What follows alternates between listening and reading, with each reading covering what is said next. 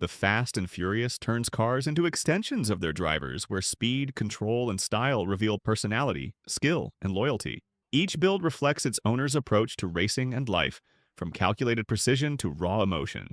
This breakdown explores the major vehicles in the first film, analyzing how engines, modifications, and design choices define characters, drive the story forward, and shape the culture of early street racing.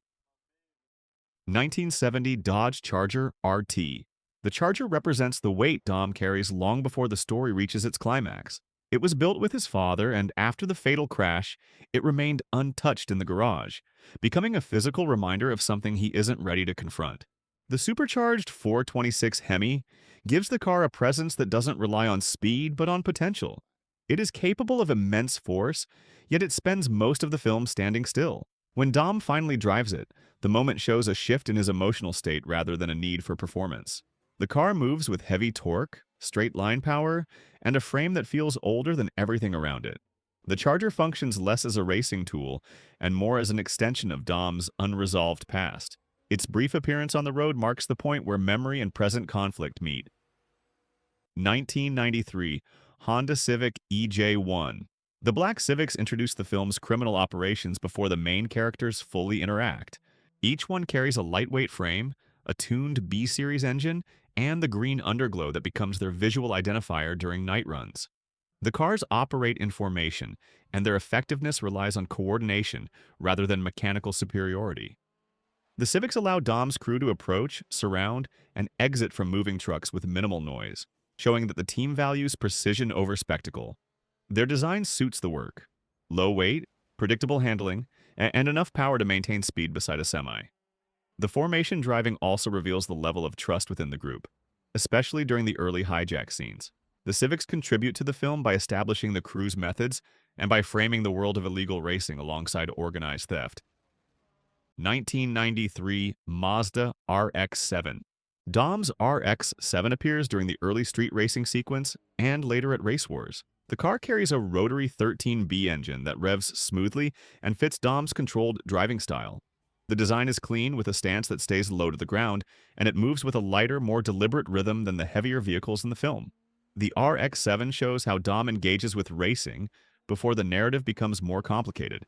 He drives it with ease, shifting without strain, and allowing the car's balance to do much of the work. It operates as a contrast to the Charger waiting in his garage, offering speed without emotional weight.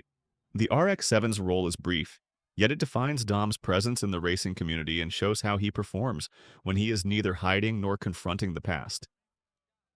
1994 Toyota Supra Mk4. The Supra becomes the product of a rebuild rather than a display of wealth. Brian and the crew reconstruct it from a damaged shell, and the process mirrors the slow shift in loyalty between Brian and Dom. Its 2JZGTE engine provides a base for high power, but the tuning choices lean toward reliability and controlled boost rather than showmanship. The car's importance emerges in the final sequence. When Dom crashes the Charger, Brian gives him the Supra without argument, and the gesture resolves the conflict between duty and loyalty. The Supra functions as a bridge between them, carrying the mechanical result of shared effort and the symbolic weight of Brian's decision. The final shot of the car driving away is not about speed, but about the change in the relationship that produced it. Jesse's 1995 Volkswagen Jetta A3. Jesse's Jetta shows his personality more than his driving style. It uses a lightweight frame, a modest four-cylinder setup, and a clean white body that looks almost out of place next to the louder builds around it. The car isn't engineered for dominance, it is tuned just enough for Jesse to participate without pretending he is part of the upper tier. It carries subtle modifications, aftermarket wheels, decals, and basic engine upgrades, yet nothing feels excessive. Jesse treats the Jetta like a project he builds in steps, adding parts when he can, and the unfinished quality mirrors how he approaches life. During his race against Johnny Tran, the car moves quickly but not confidently, and the lack of traction reveals its limitations. The Jetta becomes tied to Jesse's arc because it carries the moment he overreaches. Edwin's 1994 Acura Integra DC2 GSR. Edwin drives a highly customized 1994 Acura Integra GSR, one of the most recognizable cars in the film's opening race. Finished in a bright green-yellow paint scheme, the car wears a full Wings West wide-body kit, Momo wheels, and period-correct tuner visuals that define early 2000s street racing culture. Built by original owner Bill Cole, the GSR wasn't turbocharged, relying instead on light engine upgrades like an AEM intake and DEC sports exhaust to sharpen its naturally aspirated performance. At the starting line, Edwin's bravado is louder than the car's capability. Despite heavy nitrous use, the Integra can't keep pace. When he loses to Brian and Dom, the defeat plays out publicly, leaving Edwin exposed, embarrassed, and furious as the crowd turns on him. Mia's Acura Integra GSR. Mia's Acura Integra GSR reflects a driver who values understanding over showmanship, with a naturally aspirated VTEC engine that delivers clean, predictable power and balanced handling. The build is understated, featuring aftermarket wheels and a well-maintained exterior without aggressive body kits, presenting a practical yet capable car. During the pursuit with Brian, the Integra navigates uneven streets with composure, relying on its responsive chassis rather than forced induction.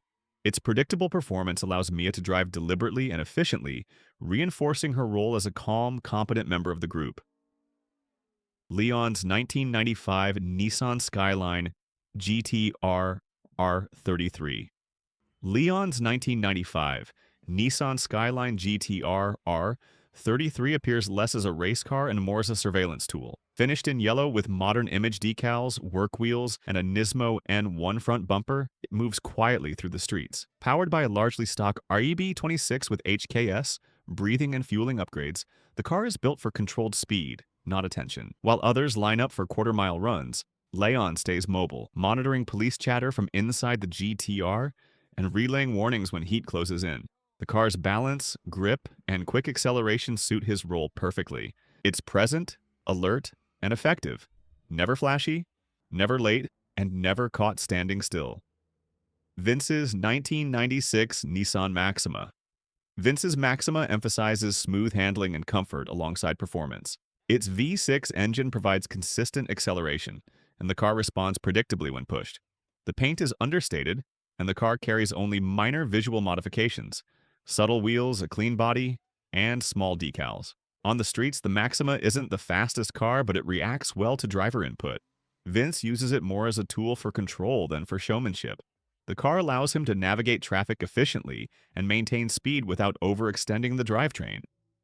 1997 Nissan 240SX S14.